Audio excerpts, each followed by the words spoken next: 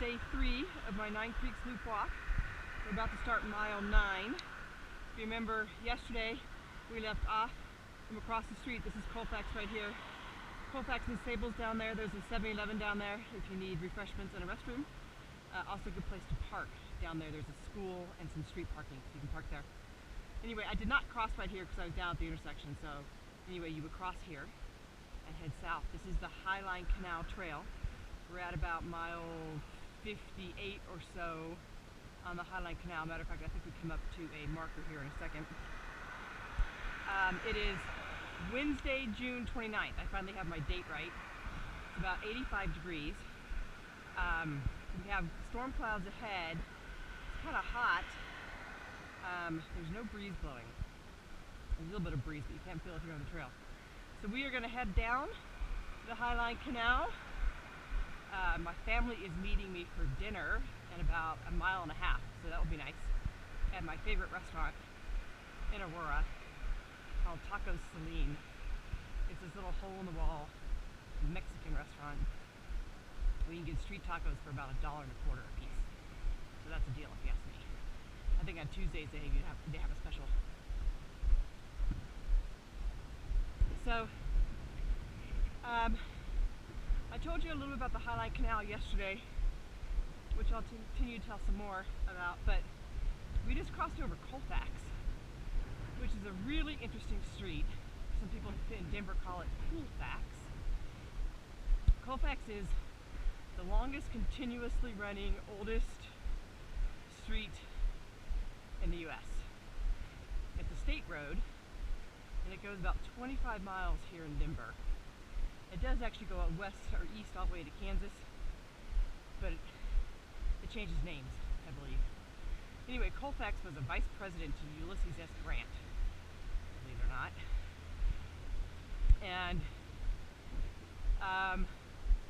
let's see, it's a really interesting street. If you're ever in Denver, make sure you spend some time on Colfax. So anything you'd ever want to buy, you can find on Colfax, both illegal and legal. More legal than illegal. It used to be a really seedy, nasty street, but it's gotten cleaned up. Of course, the legalization of marijuana in Denver has helped that. There's no reason anymore, per se, to buy illegal pot because you can buy it legally. There's lots of pot shops on Colfax, but Colfax isn't known just for its pot. There are great galleries and restaurants and art shops and unique, independently owned variety shops, pawn shops, hotels, all kinds of really amazing things on Colfax. So if you ever need anything in Denver, head over to Colfax Street. Here on the right, this is low-income housing. A lot of immigrants that are refugees get relocated here as their first stop. Matter of fact, if you see over here in this baseball field, I don't know if these are refugees or not, or immigrants per se, but you can certainly see, I mentioned earlier that we're in the Sea of Aurora right now. Huge ethnic population and variety here. And you can certainly see that over here on the ball field.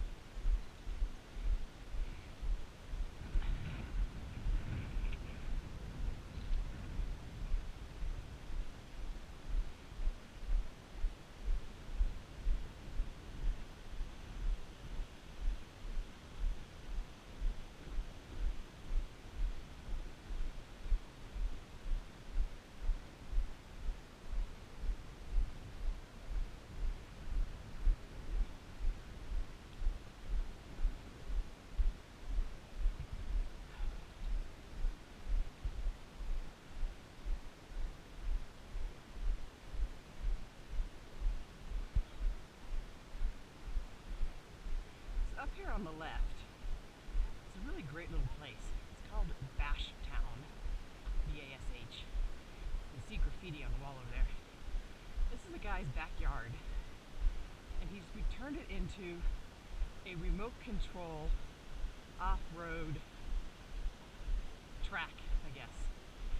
And so people come down here with their souped up remote control cars and race each other on this track. So I guess it's known as Bash Town.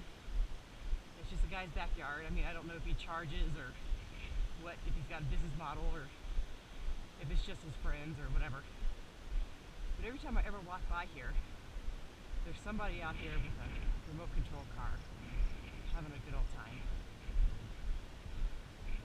Last time I was by here, I didn't get a very good picture. So I might sneak over there today and get a good picture. Looks like he's even got some stands here where people can sit in.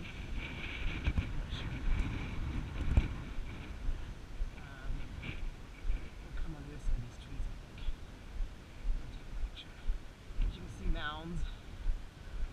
And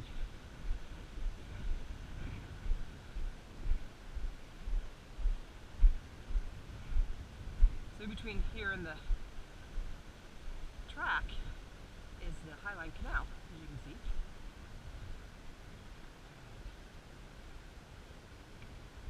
Zoom out here.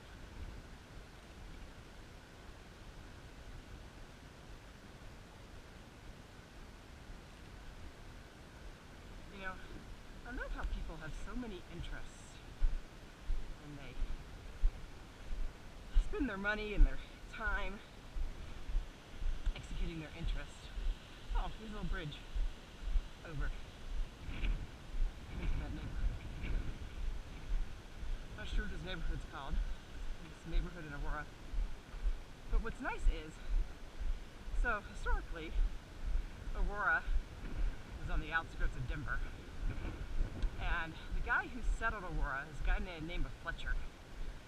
He came here to cure his tuberculosis from, I want to say Kansas, but it might have been further east. Anyway, he arrived in Aurora and was able to get all of the water rights for the city of Aurora. Oh, look at this goat right here. And, hello, goody goat. This is Laredo Elementary School. There's chickens over there in the corner. Anyway, so Fletcher came to Aurora and got all the water rights, and with his water rights, he established the city of Fletcher. And he built, you could call it a subdivision, that'd be a modern term, but he built Fletcher homes, which were these beautiful, kind of A-frame style, Victorian style wood homes, porches on the back, 2 stories, homes, made them affordable for all the people migrating here from the east. And they all arrived. Apparently there was some sort of water scuffle. There's the wind. And Mr. Fletcher left town in the middle of the night, or something like that story. He left town with his water rights. So the good people of Fletcher were a little bit annoyed that they no longer had right to water, and that Mr. Fletcher, the scoundrel, had left town with their water rights. So they changed the name of the city to Aurora. I don't know if that's somebody's name or whatever. Auraria, which is another town here in Denver, named after the element for gold, chemical element for gold, because that's where gold is found. Anyway, so don't confuse Aurora with Auraria. Anyway, so the good people of Aurora Fletcher renamed the city to Aurora and established the town as Aurora. And since then, which is 100 years, the town has flourished, as I said before, has become like one of the fastest growing cities in the US and in Colorado. So, but interestingly, if you go on a historical walk through Aurora, so there's a historic district. I don't know if it's officially called a historic district. Now see, here's a crossing, no crosswalk, tons of traffic. We're right at a school safety zone. There's no speed limit. There's no crosswalk. And you're taking your life into your own hands. So school zone up there, speed limit up there, but no protection right here. So anyway, down on Colfax Boulevard, so we cross Colfax if you do it east a little bit. No, you would go west. Yeah, west. Downtown Aurora on Colfax, there's the Fox Theater, which is a fabulous old theater that's been restored, and the Aurora Playhouse, that's what it's called, performs live plays and musicals there. A lot of the local kids try out and so on, but it's an award-winning theater. So even though it's local, it's got national stature. And then they also occasionally have movie nights and that type of thing. Anyway, if you leave the Fox Theater and walk north out of the Fox Theater up into what we call West Colfax, the West Colfax neighborhood. So that would be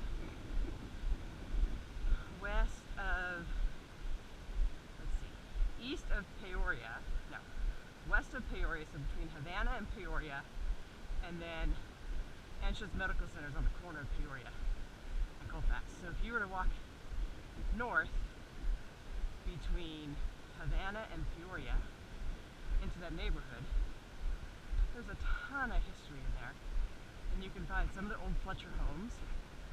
Matter of fact, the city of Aurora still owns a Fletcher home, and you can rent that out for special events. And then there's this old house that's classical Italianate architecture, which I'm probably not pronouncing right. It used to be a restaurant. It's where the mob hung out in Denver. Now it's been actually restored into a house, really interesting house.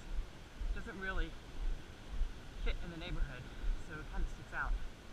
And then all throughout that neighborhood you'll find urban gardens, and a lot of the different minority populations have gotten spots in those urban gardens to plant some of the plants that they use from home, which aren't found here. You can't find them in the grocery stores and stuff, like different types of clover and stuff. So you can go check out some really neat gardens with really neat species that you probably have never seen before. So anyway, so Fletcher, the city of Fletcher was southwest from where we are right now. And then of course it was all rural from there. So that's why you still see a lot of these farms and things, because there's still an agricultural zoning along in here. And of course, the canal watered the farms. So you have a nice water source, nice flat land. What do? You put a farm on it, of course. So up here on the right is a sheep and goat farm.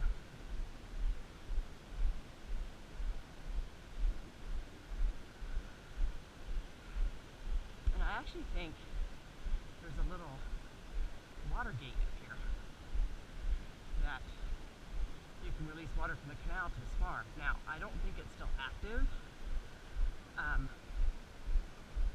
I could not tell you what the water source is for this farm. Oh, look at that little baby sheep, little lamb, I guess. Picture of guys.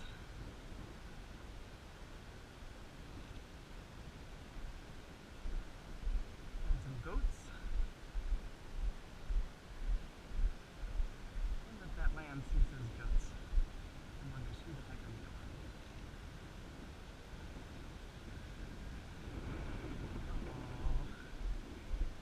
Short to get into the water. Hello there, little lamb. Say hello to me.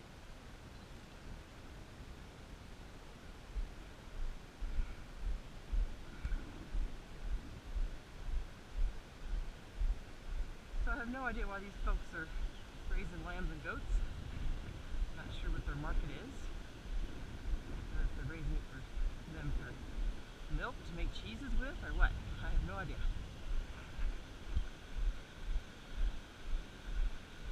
Maybe they use them for their own home consumption.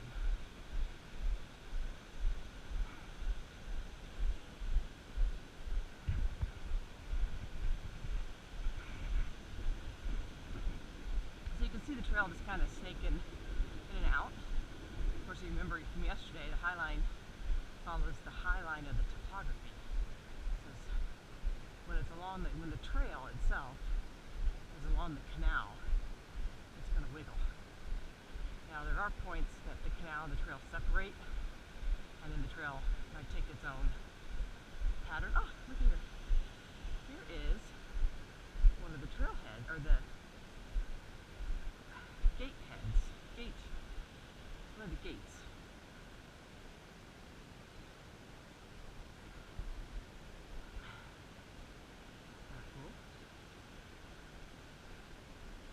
Again, I couldn't tell you if it's being used or not being used, but you can see it flows over to here. Active, not active, I don't know. Alright, so over here on the left, we've got the news. Channel 7. And yellow tape. And people standing around. Lots of people. Newscaster.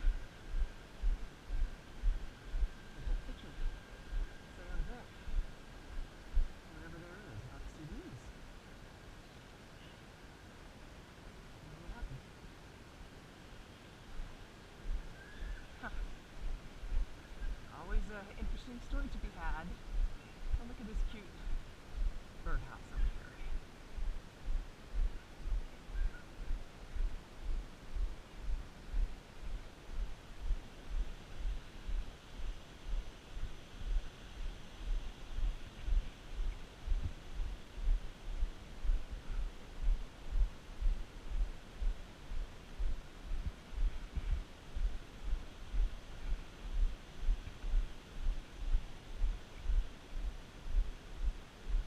I lived in Broward County in Fort Lauderdale, just north of Miami. If you've ever been there, there's a lot of islanders that live in Miami. And they're from different islands. Jamaica, Puerto Rico, all of the different Virgin Islands, so on.